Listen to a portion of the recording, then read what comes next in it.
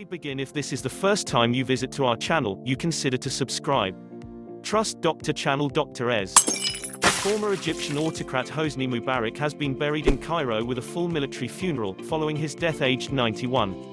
Mubarak's body was transported from a mosque on the outskirts of the Egyptian capital to the family cemetery on Wednesday amid tight security. His coffin was pulled by horse-drawn carriages alongside a procession led by his sons Gamal and Alaa Mubarak and the current president, Abdel Fatah al-Sisi, flanked by military top brass and leading religious figures. A military funeral will be held for the former president, on the orders of President Abdel Fatah al-Sisi, Mubarak's lawyer and longtime spokesman, Farid el-Deeb, told local news outlet Al-Masry Al-Youm. This is evidence that President Sisi is loyal and wise.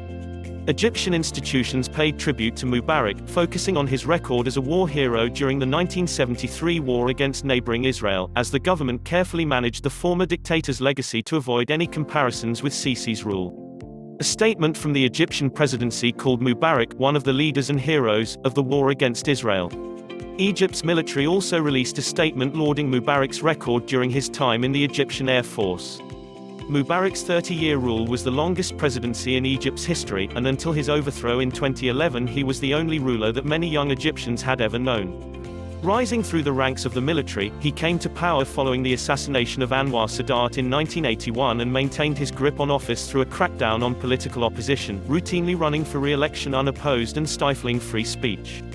His rule appeared unshakable for many Egyptians, despite the contrast between growing poverty and corruption at home and images of Mubarak enjoying a luxurious lifestyle in his many palaces and villas. The former president courted international powers, receiving annual donations of American military aid as a reward for maintaining a cold peace with Israel, and winning tacit acceptance from Western leaders, who saw him as a driver of regional peace and stability. Play video. 309 Hosni Mubarak, The Rise and Fall of the Egyptian Dictator, video obituary. Mubarak's overthrow in 2011 was a political earthquake for Egypt and the wider Middle East, part of a wave of Arab tyrants swept from power by popular protests against corruption and repression. The end of his reign came as many seemingly immovable regimes of the region crumbled in the face of popular dissent, causing Tunisian President Zine El Abidine Ben Ali to flee and resulting in the killing of Libyan strongman Muammar Gaddafi. Advertisement. But unlike others deposed during 2011, Mubarak remained in the country that rose up against him and stood trial, charged with complicity of the deaths of hundreds during the uprising and on a range of corruption charges. He was initially served a life sentence in 2012 for protester deaths, and later acquitted in 2017, allowing him to walk free. Repeated trials for both him and his sons on a range of corruption and embezzlement charges also eventually resulted in all three being acquitted. Political science professor Rabab El-Mahdi, who took part in the 2011 revolt that toppled Mubarak, said his death was a reminder of the failures of the revolution. "It's the end of a chapter with no closure," she said. "A lot of history will be buried with him, with no accountability."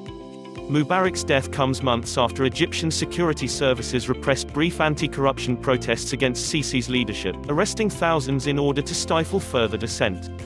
Sisi swept to power in a military coup in 2013, buoyed by a military and security establishment determined to ensure that the popular protests of 2011 never happened again. Aida Sif El-Dawla, of the Nadim Center for Rehabilitation of Victims of Torture and Violence, who has worked with victims of torture under both Sisi and Mubarak, said the latter left behind someone who will outlive us, in reference to Sisi. She said, "I don't know if it's nostalgia, but compared with the nightmare we're living now, during Mubarak it was tough, torture was rampant and people were in prison. But he and his entourage were political, so sooner or later they had to submit a little." She described life under Sisi's rule as revenge for having revolted against Mubarak. You've read 8 articles in the last 4 months, so we hope you will consider supporting our independent journalism today. More people, like you, are reading and supporting The Guardian's independent, investigative journalism than ever before. Unlike many news organizations, we made the choice to keep our reporting open for all, regardless of where they live or what they can afford to pay. The Guardian will engage with the most critical issues of our time, from the escalating climate catastrophe to widespread inequality to the influence of big tech on our lives. At a time when factual information is a necessity, we believe that each of us, around the world, deserves access to accurate reporting with integrity at its heart. Our editorial independence means we set our own agenda and voice our own opinions. Guardian journalism is free from commercial and political bias and not influenced by billionaire owners or shareholders. This means we can give a voice to those less heard, explore where others turn away, and rigorously challenge those in power. With your support, we can keep delivering quality journalism that's open and independent. Every reader contribution, however big or small, is so valuable. Support The Guardian from as little as £1, and it only takes a minute. Thank you.